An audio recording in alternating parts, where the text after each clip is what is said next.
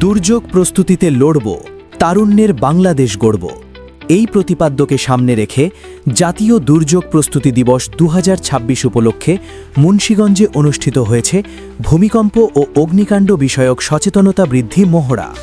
বিস্তারিত থাকছে মুন্সিগঞ্জ প্রতিনিধি লিটন মাহমুদের রিপোর্টে।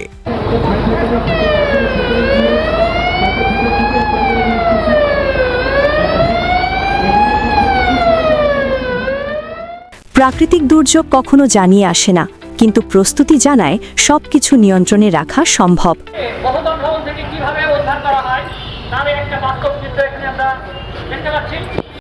মুন্সিগঞ্জে আজ জাতীয় দুর্যোগ প্রস্তুতি দিবস ২০২৬ উপলক্ষে অনুষ্ঠিত হল ভূমিকম্প ও অগ্নিকাণ্ড বিষয়ক সচেতনতা মহড়া।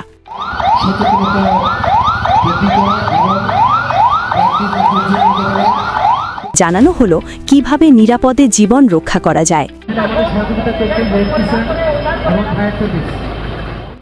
মহড়ায় অংশগ্রহণকারীরা ভূমিকম্পের সময় নিরাপদ স্থানে আশ্রয় নেওয়া, ভবন থেকে সুশৃঙ্খলভাবে বের হয়ে খোলা স্থানে সমবেত হওয়া, আহতদের উদ্ধার ও প্রাথমিক চিকিৎসা প্রদানের কার্যক্রম প্রত্যক্ষ করেন।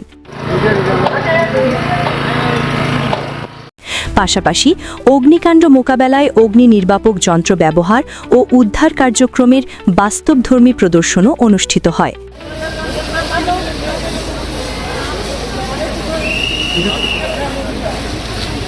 মহড়ায় ফায়ার সার্ভিস ও সিভিল ডিফেন্স, পুলিশ, স্বাস্থ্য বিভাগ, স্বেচ্ছাসেবী সংগঠন এবং বিভিন্ন শিক্ষা প্রতিষ্ঠানের শিক্ষার্থীরা অংশগ্রহণ করে উদ্ধার, প্রাথমিক চিকিৎসা এবং জরুরি সেবা প্রদানে সমন্বয়ের বিভিন্ন দিক উপস্থাপন করেন।